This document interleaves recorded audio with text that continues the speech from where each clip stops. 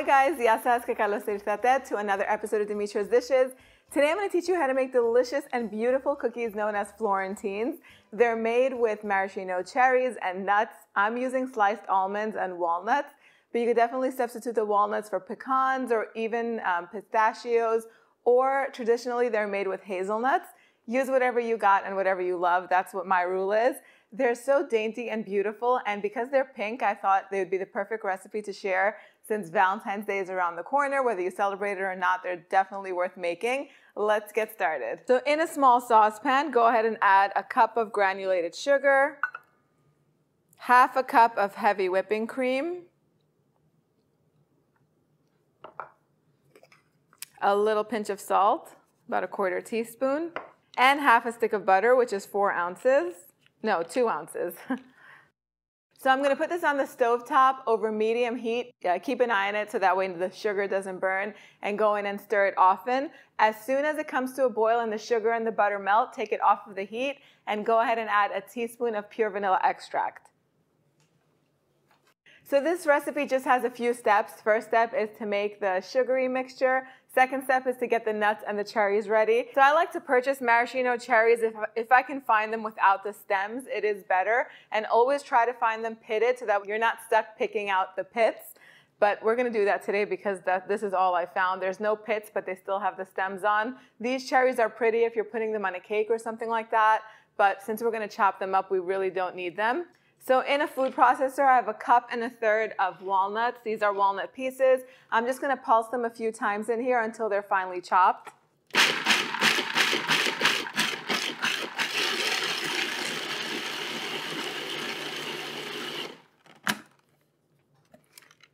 Then go ahead and add them to a big mixing bowl. Now I'm using walnuts because I usually have walnuts on hand, and they're not as expensive as hazelnuts are. If you have hazelnuts and they're easy to find and inexpensive, use those. You can also use pistachios or pecans. Any of those will work. Next, I'm going to go ahead and add the cherries without the stems into the food processor. Now, if you don't have a food processor, you can definitely do this using a chopping board and a sharp knife. You can finely chop the nuts and the cherries. But since I have one, I'd rather do that because it just goes so much faster.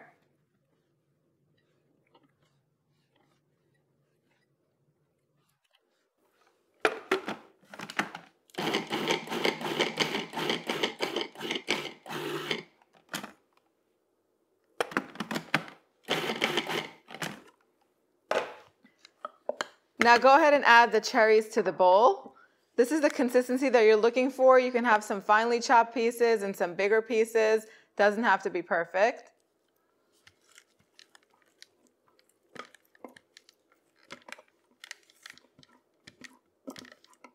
Next, I'm going to add 1.3 cups of sliced almonds and 1/3 cup of all-purpose flour, and then just mix everything up.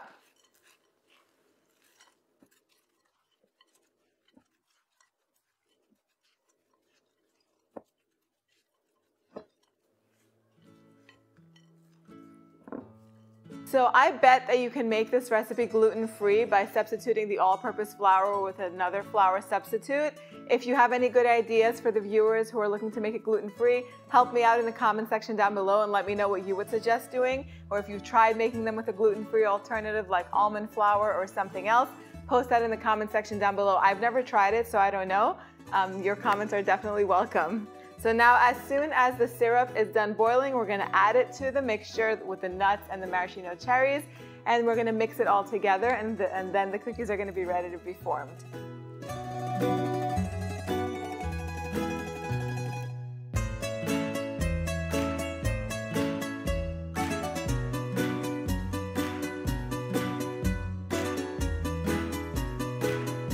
Okay, so let the mixture sit in a cool spot for about 10 minutes. You can leave it by an open window, just so that way it thickens just a little bit, so it's not too liquidy.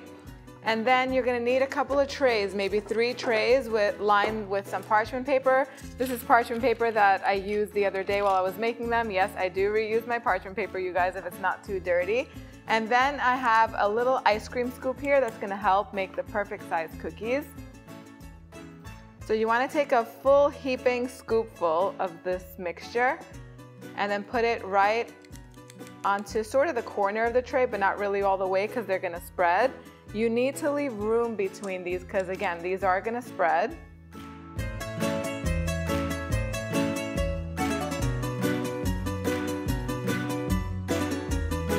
And then just press them down just a little bit so that way there's no dome in the center and they spread evenly.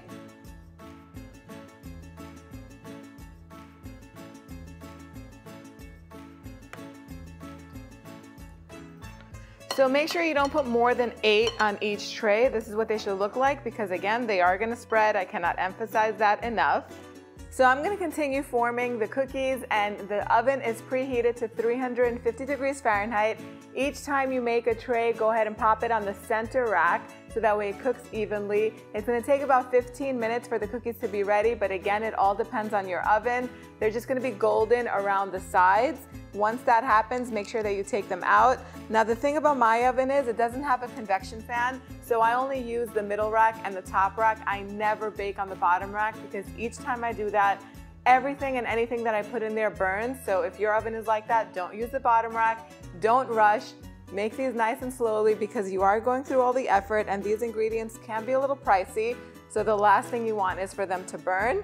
I'm going to continue forming these cookies and then baking them. And after that, the only thing that's left is to ice them with white and semi-sweet chocolate.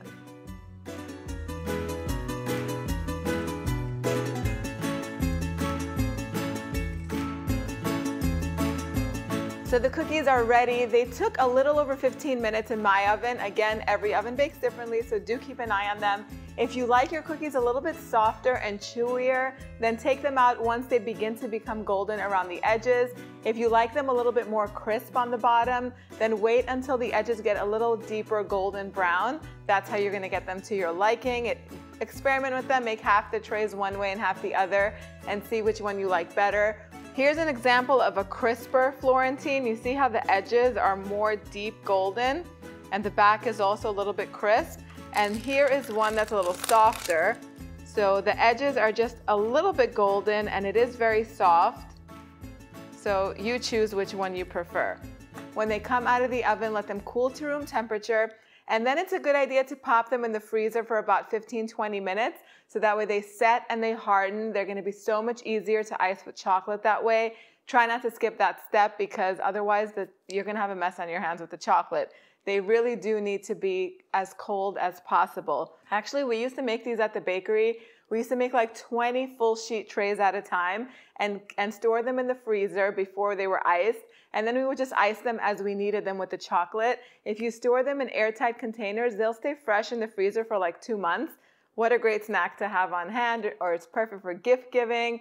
If you're invited to someone's house for dinner, bring a little batch of these and they are gonna love you even more for it.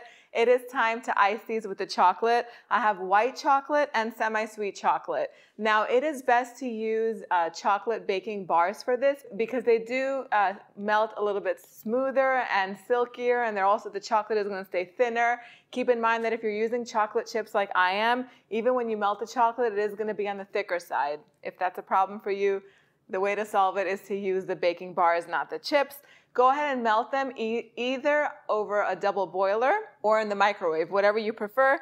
You want the chocolate to be nice and smooth, but keep an eye on it because if you overheat chocolate, it will burn and then you're gonna have to throw it in the trash and start all over. So once the chocolate is nice and soft and warm, mix it, and if you have a few little chunks of chocolate, leave them in there and they'll melt slowly. Don't try to heat it too much, otherwise, like I said, it's gonna burn. So we're gonna take one cookie at a time.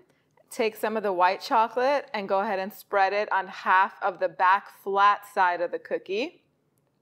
Let all of the excess drip off.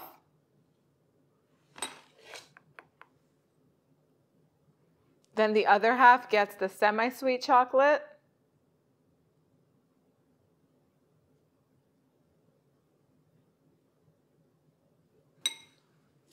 Then with the tines of a fork, go ahead and just do a little squiggly line all across the top to make that little decorative pattern.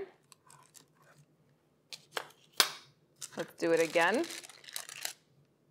Let's start with the white chocolate.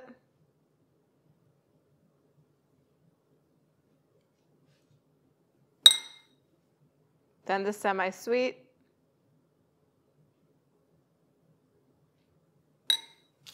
and then go ahead and decorate it with the fork.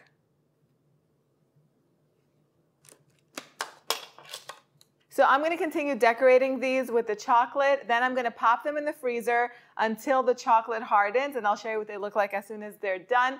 About 10-15 minutes in the freezer is all that we're going to need. And if you don't want to decorate all of them right now, you can just decorate as many as you're going to be serving within the next few days.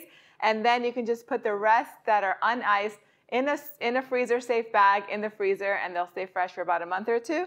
I'll show you what they look like as soon as they're done.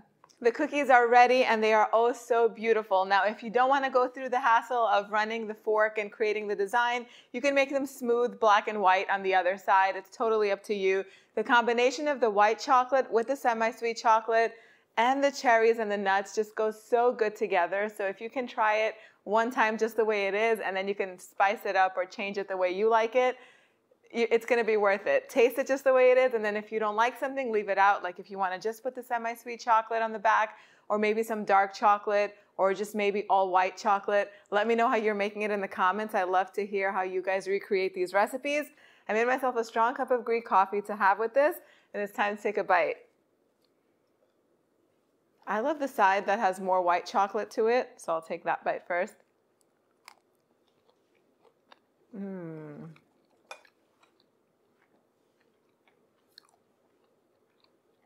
The chocolate hardens and becomes a little bit crispy, and it's so nice and sweet, of course. I'm really not a fan of maraschino cherries at all, but this is one of my favorite cookies. It tastes so good with the nuts and the chocolate. The whole thing is amazing. I'm gonna have a little sip of white chocolate to wash the sweetness down. No, I mean, I'm gonna have a sip of Greek coffee. Delicious. Head on over to dimitrasdishes.com to print out this recipe to get all of the exact measurements. If you want more delicious cookie recipes, then click over here and I'll see you right over there. Yes, that's everyone.